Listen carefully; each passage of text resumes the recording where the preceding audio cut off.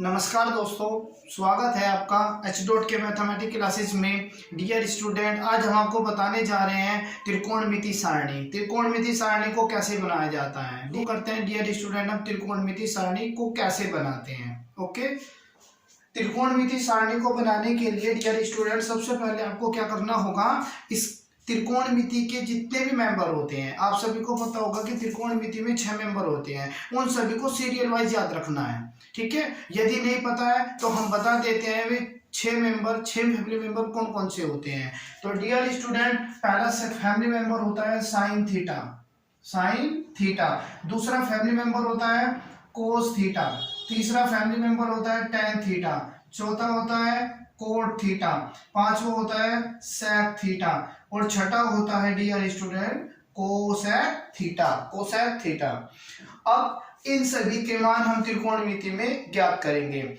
दूसरा पॉइंट ये है डियर स्टूडेंट, इन जितने भी फैमिली मेंबर्स हैं sine cos tan cot sec cosec, इन सभी के जो मान होते हैं हम केवल कुछ ही निश्चित वैल्यू पर निकालते हैं। मतलब इन सभी के जो मान होते हैं वे कुछ निश्चित मानों पर ही आधारित होते हैं। वे मान कौन कौन से हैं, जैसे हम जो मान निकालेंगे, एक तो वो 0 डिग्री पर निकालेंगे, 30 डिग्री पर निकालेंगे, 45 डिग्री पर निकालेंगे, 60 डिग्री पर निकालेंगे और 90 डिग्री पर निकालेंगे। ओके एवरीबॉडी, 0 डिग्री पर, 30 डिग्री पर, 45 डिग्री पर, 60 डिग्री पर और 90 डिग्री पर। अब इन मानों को निकालने के लिए हमारे पास एक शॉर्ट ट्रिक है डियर स्टूडेंट। यदि आपने ये ट्रिक ध्यानपूर्वक समझ ली तो आपको लाइफ टाइम त्रिकोणमिति सारणी में कोई भी प्रॉब्लम नहीं आएगी। ओके एवरीबॉडी, तो ध्यानपूर्वक समझना। हम क्या करेंगे, सबसे पहले काउंटिंग लिखेंगे, 0 से स्टार्ट करेंगे। 0 1 2 3 4। ओके एवरीबॉडी, अब लास्ट में क्या नंबर आया 4, तो सभी के अपॉन में 4 लगा देंगे, सभी के अपॉन में 4 लग जाएगा। ओके एवरीबॉडी, और सभी का अंडर रूट लेंगे, इसके बाद सभी का अंडर रूट लेंगे। जो संख्या डिवाइड होगी उसको डिवाइड कर दिया जाएगा। जैसे 4 से 4 डिवाइड हो जाएगा 1 टाइम्स। ओके एवरीबॉडी, और यहाँ पे 2 × 2 2 2 जा 4, ये 1/2 पर कट जाएगा। बाकी कोई भी डिजिट किसी से डिवाइड नहीं होगी। ओके, अब हम क्या करते हैं, हम सभी जानते हैं यदि हम किसी भी संख्या से 0 को डिवाइड करते हैं तो हमारा आंसर क्या आता है, 0 आता है। और यदि हम 0 से किसी भी संख्या को डिवाइड करते हैं तो हमारा आंसर इन्फिनिट आता है। फॉर एग्जांपल, मैंने बताया यदि किसी भी संख्या से 0 को डिवाइड करेंगे, तो हमारा आंसर 0 आएगा। और यदि संख्या को 0 से डिवाइड करेंगे तो हमारा आंसर इन्फिनिट आएगा, अनंत, जिसको हिंदी में अपरिभाषित भी कहते हैं। ओके एवरीबॉडी, तो जैसे कि यहाँ पे लिखा है 0/4, 0/4 कितना होता है 0, तो साइन 0 का मान हो जाएगा 0। ओके एवरीबॉडी, अब साइन 30 का मान निकालते हैं। साइन 30 का मान निकालने के लिए आप सभी जानते हैं कि जो 1 होता है, 1 का वर्गमूल क्या होता है 1, ठीक है, और 4 का वर्गमूल, 4 का वर्गमूल कितना होता है 2, ठीक है, 2 जाएगा, यानी कि साइन 30 का मान आ जाएगा 1/2। दोबारा समझ लीजिए डियर स्टूडेंट, ऊपर लिखा है 1 का जो वर्गमूल होता है वो 1 ही होता है, और 4 का वर्गमूल जो होता है वो 2 होता है, इसलिए 1/4 अंडर रूट को हम 1/2 लिख सकते हैं। साइन 30 का मान हो जाएगा 1/2। ओके एवरीबॉडी, इसी प्रकार ऊपर यहाँ भी 1 लिखा है, 1 का वर्गमूल कितना होता है, 1 का वर्गमूल कितना होता है 1 अपॉन, नीचे क्या लिखा है, नीचे लिखा है 2 का वर्गमूल क्या होता है, 2 का वर्गमूल कुछ नहीं होता है, इसलिए हम क्या करेंगे, इसको वर्गमूल में ही लिखेंगे, इसको वर्गमूल कहते हैं, वर्गमूल 2। ओके, यानी कि साइन 45 का मान हो जाएगा 1/√2। ओके, अब यहाँ पे देख लेते हैं 3 का वर्गमूल कितना होता है, कुछ नहीं होता है, इसलिए 3 अंडर रूट में आ जाएगा। ओके, 4 का वर्गमूल क्या होता है डियर स्टूडेंट, 4 का वर्गमूल होता है 2, तो ये हो जाएगा √3/2, यानी कि साइन 60 का मान हो जाएगा √3/2। ओके, 90 ऊपर भी 1 है नीचे भी 1 है, और आप सभी जानते हैं 1 का वर्गमूल क्या होता है 1। ओके, इसलिए यहाँ पे 1 आ जाएगा। ओके एवरीबॉडी, साइन 0 की वैल्यू कितनी 0, साइन 30 की वैल्यू कितनी 1/2, साइन 45 की वैल्यू 1/√2 और साइन 60 की वैल्यू √3/2 और साइन 90 की वैल्यू 1। ओके, अब हम क्या करते हैं कोस थीटा का मान निकालेंगे। कोस थीटा के मान को निकालने के लिए हम क्या करेंगे, इधर से पकड़ के उल्टा कर देंगे, एकदम जस्ट अपोजिट करना है। ठीक है, जैसे लास्ट में क्या लिखा है 1, तो कोस 0 का मान जो होता है वो 1 हो जाएगा। ठीक है, फिर 1 के बाद क्या लिखा है √3/2, सॉरी 1 से पहले क्या लिखा है √3/2, तो यहाँ पे लिख देंगे √3/2। ठीक है, फिर √3/2 से पहले 1/√2, तो यहाँ इसके नीचे 1/√2 हो जाएगा। फिर 1/√2 से पहले क्या लिखा है 1/2, तो 1/2 आ जाएगा। और 1/2 से पहले क्या लिखा है 0, तो यहाँ पे 0 हो जाएगा। यानी कि साइन 90 का जो मान होता है कोस की टेबल में वो 0 का मान होता है, और साइन 60 का जो मान होता है वो कोस 30 का मान होता है।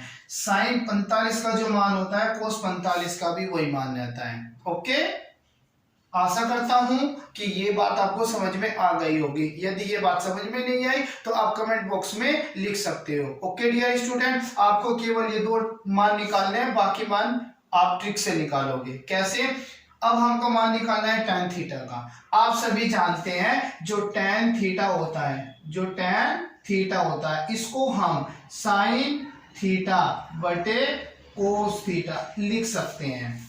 जो tan थीटा होता है हम इसको sin थीटा बटे cos थीटा लिख सकते हैं। अब यहाँ पे देखो sin थीटा की वैल्यू कितनी निकाली आपने 0, और cos थीटा की वैल्यू कितनी निकाली 1, तो 0/1 यहाँ पे लिख लेते हैं 0/1 कितना होता है, बताइए कितना होता है 0/1 कितना होता है 0, तो ये 0 हो जाएगा, यानी कि tan 0 का मान 0 हो जाएगा। ओके, अब हमको tan 30 का मान निकालना है। tan 30 का मान निकालने के लिए साइन बटे कोस करेंगे, यानी कि 30 वाली वैल्यू को बटे कर देंगे।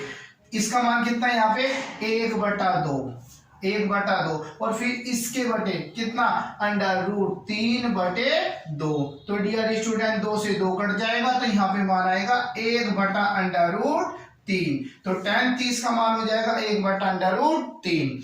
इसी प्रकार 1/√2 और बटे 1/√2, 1/√2 और 1/√2।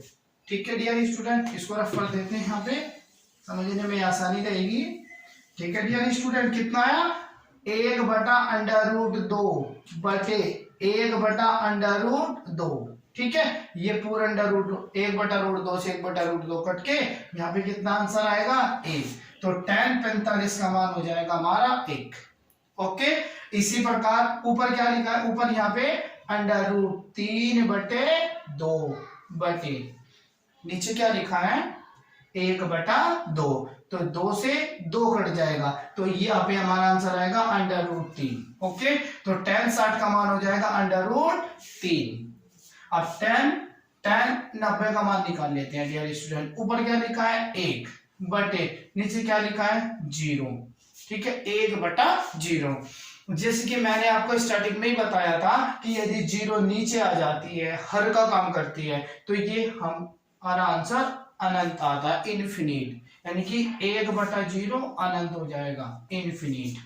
ओके, अब जैसे आपने साइन की वैल्यू निकाली थी और कोस की वैल्यू निकालने के लिए इसका अपोजिट कर दिया था, उसी प्रकार आपने tan की वैल्यू निकाली, तो कोट की वैल्यू निकालने के लिए इसका भी अपोजिट कर देंगे। लास्ट में क्या लिखा है अनंत, फिर क्या लिखा है √3, फिर क्या लिखा है 1, फिर क्या लिखा है 1/√3, और फिर क्या लिखा है 0।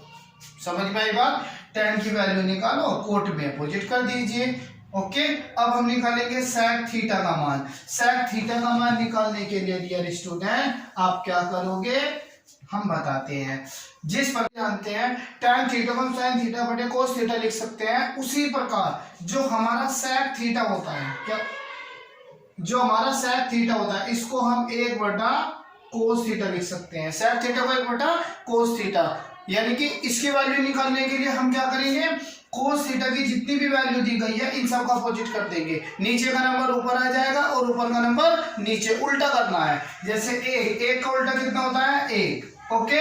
और 2/√3 का सॉरी √3/2 का उल्टा कितना हो जाएगा 2/√3। और 1/√2 का उल्टा कितना हो जाएगा खाली 2 हो जाएगा। 1/√2 का अपोजिट कितना हो जाएगा √2 और 1/2 का अपोजिट 2। ठीक है, यहाँ पे आपको ध्यान देना है। जैसे 0 का अपोजिट क्या बनेगा अनंत बनेगा। कैसे बनेगा 0 का अपोजिट बनेगा अनंत। कैसे, क्योंकि 0 है, इसके अपन में कुछ नहीं। हम सभी जानते हैं कि जिसके अपन में कुछ नहीं होता उसके अपन में 1 होता है। और जब 1 ऊपर जाएगा और 0 नीचे आएगी तो 1/0 अनंत बन जाएगा, ओके।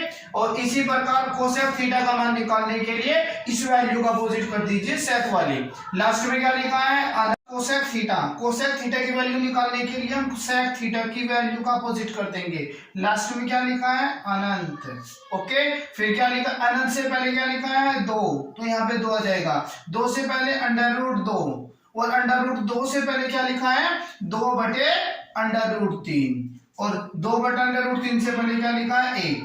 ठीक है डियर स्टूडेंट, इस प्रकार ये हमारे त्रिकोणमिति सारणी की जो टेबल है कंप्लीट हो जाती है। यदि इस टेबल को समझने में आपको कोई भी प्रॉब्लम आई हो तो आप नीचे कमेंट बॉक्स में बता सकते हो, ओके एवरीबॉडी। यदि आपको लाइव क्लास ज्वाइन करनी है तो आप कमेंट बॉक्स में मुझे बता सकते हो, हम आपको लाइव क्लास भी पढ़ा सकते हैं। Thanks everybody. यदि आपको ये वीडियो अच्छी लगे तो इसको सब्सक्राइब जरूर करें। Thanks everybody.